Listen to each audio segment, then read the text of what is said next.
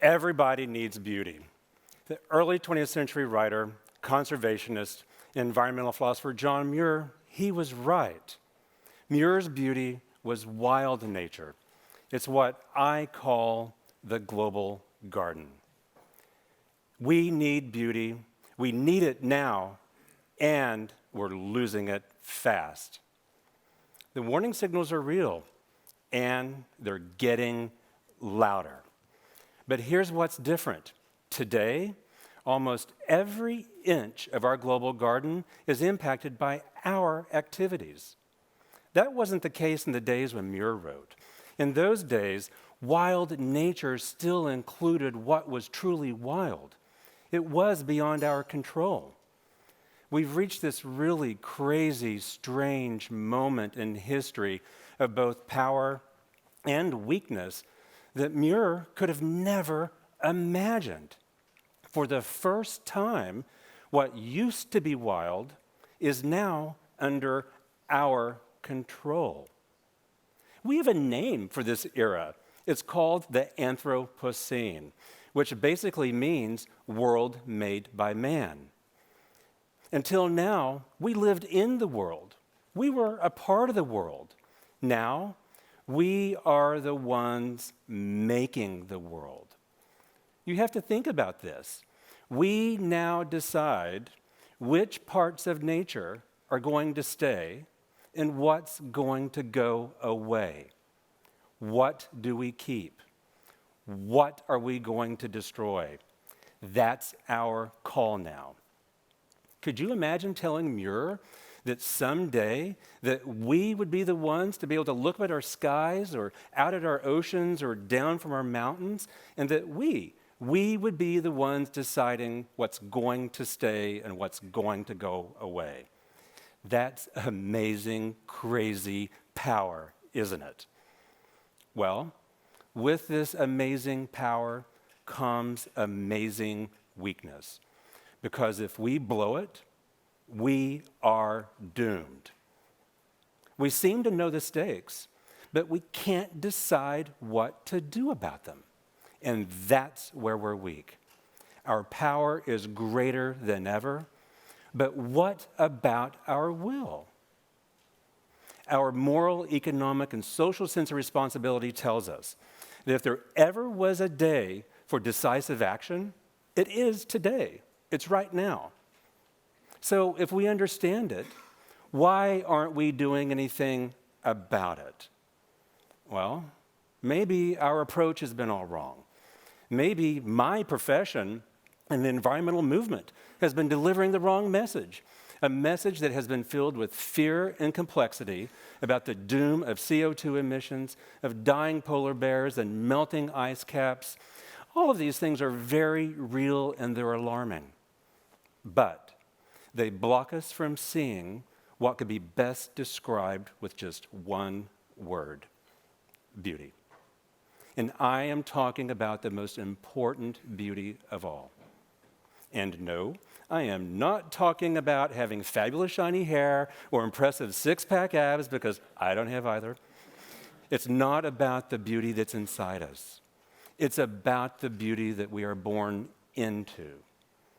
It's in my DNA, and I'm pretty certain that it's in your DNA too.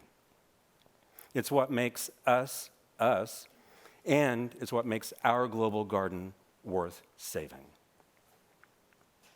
I'm really lucky. I learned to see the beauty of our global garden as a child, and the person who showed me was my grandmother. Madeline, or Mimi as she was known to my family, she loved to garden. She lived in this really small town on the plains of north central Texas called St. Joe, and that's Joe without an E. Look it up, it's real. And whenever I was with my grandmother, it was always gardening and Plant ID 101. I can hear her voice now. Let's divide these lilies. Let's plant these geraniums. What tree is this? What shrub is this? What flower is this? And whenever she would see an iris or a Gerber daisy, her very favorite flowers, she would always stop and she would say, "Isn't that the most incredible thing you have ever seen. And then there were always pecans. Never, ever did we dare say pecan. I connected beauty with caring for the global garden while I was working at my first real job at one of the most extraordinary public gardens in the world, the National Tropical Botanical Garden in Hawaii. A garden that is dedicated to saving our basic beauty and where what I call nature's ninjas are doing the saving. Yeah, nature's ninjas. These nature ninjas, they risk their lives to save plants. Did you know that people risk their lives to save plants? It's true. Well, like any guerrilla force, these nature ninjas, they move fast and they travel light. And more importantly, they are on a mission to save tropical plants from peril, even from extinction. They rappel down cliffs, they hang by ropes thousands of feet above the ocean, all just to hand pollinate rare Hawaiian plants. I mean, it's really funny because they were using the exact same gardening techniques that my grandmother was using back in Texas to hybridize her daylilies. But there was one big difference, the repelling part. And I would never, ever dare to call my grandmother my nature ninja granny. But you know what? My grandmother would get it because she was on the exact same mission as they were. It was just a different scale. And that's when the light bulb went on for me. Because in those days, when I worked at the garden in Hawaii, hardly anybody knew the story of the death-defying nature ninjas. And that was by design. Local island residents didn't even know what was happening in their own backyard because they were only invited inside the garden one day every year. Only one day to enjoy all that beauty that was just inside the gates. Thankfully, that system has changed and those garden gates in Hawaii have been blown wide open now. But you know what? That experience in my early 20s, it was transformational for me because that's when I observed and I learned that whenever I would take anyone into that garden, they would immediately see and feel the impact of that garden's beauty. All I had to do was open the gate and welcome them inside. And I would just sit back and watch. First would come awe, and then joy. As we would descend down into the garden, I would reveal the story of the death-defying nature's ninjas, but actually really didn't call them that at the time. But I did want our guests to understand the story of the beauty that was capturing their hearts. Now, here it is almost 30 years later, and I still see those exact same reactions of awe and joy happen every day. My grandmother showed me how to see beauty, and I want you to see it too, because when you connect with beauty, you connect with joy. It's true. It's just as simple as a smile. And what about the opposite? It can be true. What happens when we're blind to beauty? Or even worse, what happens when we can actually see it and it's right in front of us, but we're the ones choosing to ignore it just because we're so overwhelmed with our lives and that news cycle that we can never, ever turn off? Too often, the results can be stark. Lost beauty can equal lost joy, even sadness. Worse, we forget that to keep beauty, we must care for it. Not them, we must care for it. That could mean caring for something small, like your very own garden. Or it could mean caring for something far grander and more eternal, like our global garden. I mean, after all, we all came from a garden, right? It all began with a garden, the Garden of Eden. We need beauty. We need it now, and we're losing it fast. It's a crazy, busy, frantic time, isn't it? The information never stops, and we never manage to turn off what's making us busy, frantic, and crazy. We are so wrapped up in our electronic worlds looking at sunsets and flowers that are screensavers instead of the real thing, when it's just right outside. We're losing sight of what's real. I mean, I get it.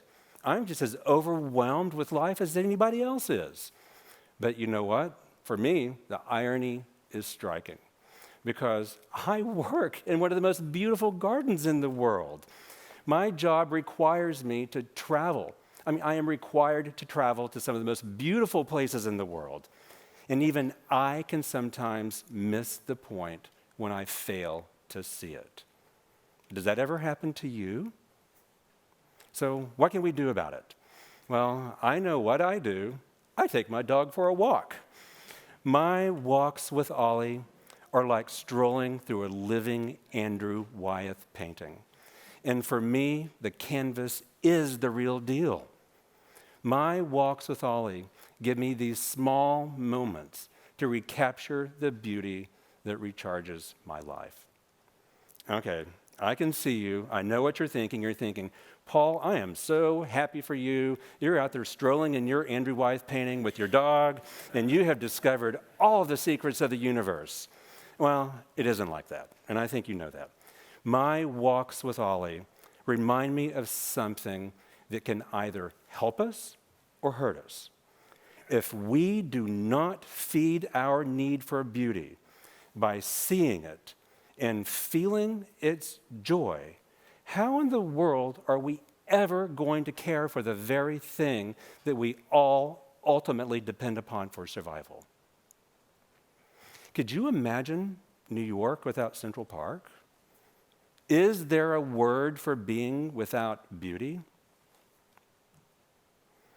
There are over 700 public gardens in North America, 625 right here in the United States.